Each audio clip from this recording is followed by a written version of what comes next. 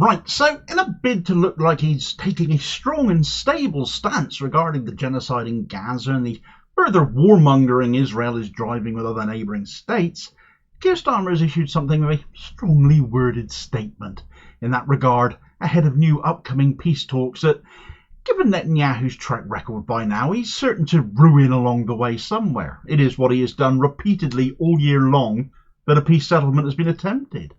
But in an attempted show of collective force and unity, a bit of a sick joke, given the division he's sowing on our streets, his words having driven riots more than calmed them in my view, he's issued a joint statement with the leaders of France and Germany, whose actions have put them on the side of Israel as much as Starmer's have, really, still supplying aid to Israel to encourage an agreement to be reached. Yet in typical cowardly fashion, somehow this statement manages to be made without one single mention of Israel itself.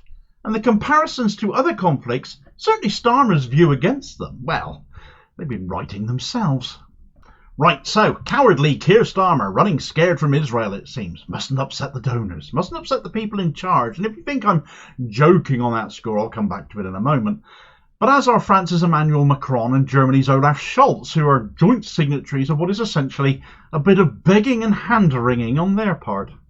We, the leaders of France, Germany and the United Kingdom, welcome the tireless work of our partners in Qatar, Egypt and the United States towards an agreement on a ceasefire and the release of hostages. We endorse the joint statement of Sheikh Tamim bin Hamad Al Thani, President Sisi and President Biden, calling for the immediate resumption of negotiations. We agree that there can be no further delay.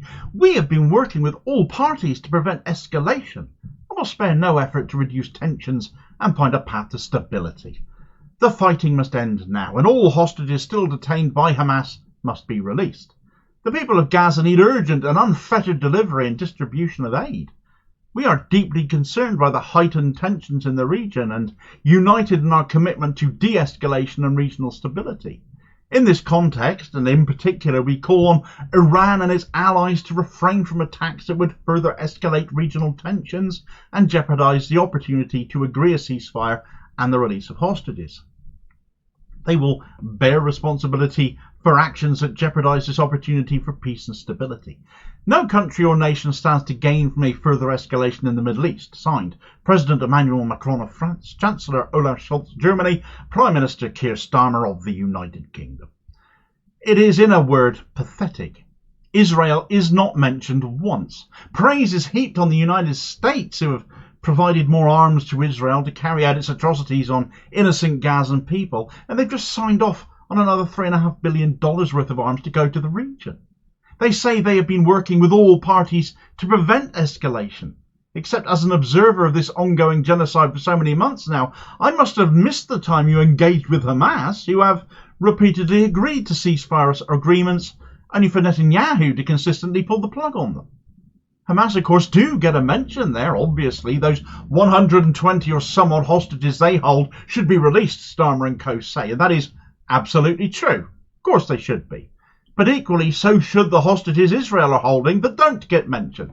The whole reason, in fact, Hamas took hostages, it should be noted, because they wanted them for exchange deals to get their own illegitimately held people, in so many cases, out of Israeli prisons. Though, of course, the media always refer to them as prisoners, don't they, as if they are legitimately held, despite many of them being held without charge, held instead on what Israel refers to as security grounds. And of course, stories of the assault and abuse some of these prisoners are on the receiving end of are making the news right now as well. B'Tselem, the Israeli Information Center for Human Rights in the occupied territories, has the stats on Israel's so-called prisoners. Here's an excerpt from their update dating back to last March. At the end of March 2024, the Israel Prison Service, IPS, was holding 8,611 Palestinians in detention or in prison on what it defined security grounds, including 1,141 from the Gaza Strip. At that time, the IPS was also holding 1,556 Palestinians, 7 of them from the Gaza Strip, for being in Israel illegally. At the end of 2020, the IPS adopted a new policy and stopped providing B'Tselem with the requested figures. Instead, it has since published some data on the IPS website every 3 months. The figures from the military are received with a significant time delay and offer no details regarding inmates' legal standing. So a great many more are held by Israel, opaquely, no condemnation of that, and the figures can't with certainty be considered accurate because for some reason, not at all sinister or shifty, Israel won't update them with accurate figures anymore. It is so one-sided, this narrative. Can you imagine if Starmer made similar demands of Ukraine to release Russian prisoners without ever mentioning what Russia had been doing to Ukraine, or mentioning Putin by name, just as Netanyahu is omitted from that letter as well? That is the direct, analogous comparison we should be making here, is it not? Major tensions in Ukraine, but don't mention Russia. Damn you, Hamas, but don't mention Israeli atrocity at all. This is all the same, isn't it? Can you imagine Starmer putting out such a statement in regard to Russia and Ukraine, though? If Starmer wanted to be even-handed here, £3 billion of our money should be headed for Gaza right now, just as it is for Ukraine. But that's not happening. It's condemnation of people who are getting blown to bits because either they don't figure into Starmer and co.'s thinking, or they're all Hamas, just as the likes of Netanyahu and Israeli President Isaac Herzog repeatedly say as well. Lethal hypocrisy, not to mention cowardice. And with Israel lobby donations going to Starmer's Labour at the level they do, how can we not say this is a bought and paid for viewpoint? But then, of course, comes the warning to Iran in this statement too, because, of course, Iran should be warned off. Iran should get a mention in it.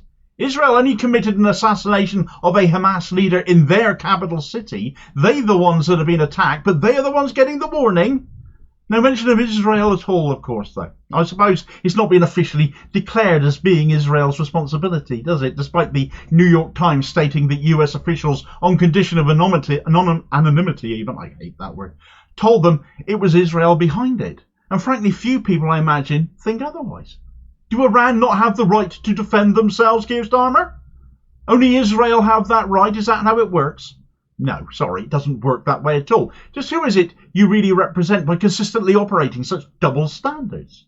Were you elected to run this country and have an impartial and ambivalent view of all other nations, or are you a paid advocate for Israel instead, who has somehow conned his way into the running of this country?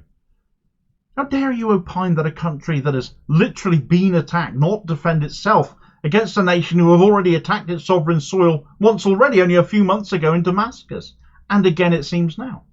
If Russia struck London tomorrow, would you demand no retaliation? Of course you wouldn't. But here again is the direct comparison to what Israel did in Iran, though, and that double standard at play. For no other reason than it's Israel we happen to be talking about, despite them being arguably the biggest pariah nation on earth right now, in the opinion of so many people globally. It doesn't help when that bought and paid for accusation against Labour sticks as well, does it? As a declassified UK report from John McAvoy last month laid out, just after the general election result, some £300,000 in pro-Israel donations had, it appeared, been shared amongst half of Keir Starmer's cabinet. 13 out of 25 of them had received donations from pro-Israeli sources. Starmer himself had received 50,000. Rachel Reeves, the Chancellor, had had more than 37,000. 52,000 for Lisa Nandy. 33,000 for David Lammy. 60,000 for Bridget Phillipson, the Education Secretary. 30,000 for Wed Streeting, and other recipients included Yvette Cooper, Angela Rayner, Liz Kendall, Jonathan Reynolds, Steve Reed, Peter Kyle, and Pat McFadden. All took pro-Israeli money in exchange for what should be the operative word, because of the way that state is run. Nobody in their right mind should be touching cash from such sources with a barge pole, and Labour Friends of Israel should be a proscribed organisation by now. Naturally, Keir Starmer proudly published this strongly worded letter on Twitter, and naturally people had something to say about that. Andy Palmer told it like it is.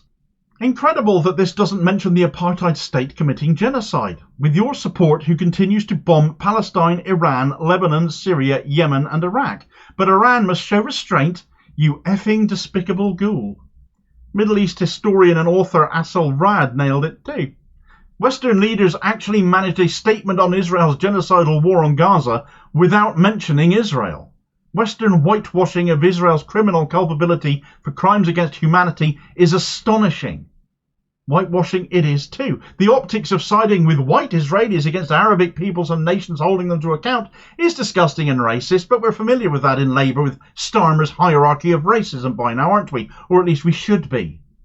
The most cutting comment I saw came from Professor of Politics at the American University of Beirut and author Nicholas Kosmatopoulos, whose tweet in response to Starmer blew the statement to smithereens and exposed it for the utter drivel that it is.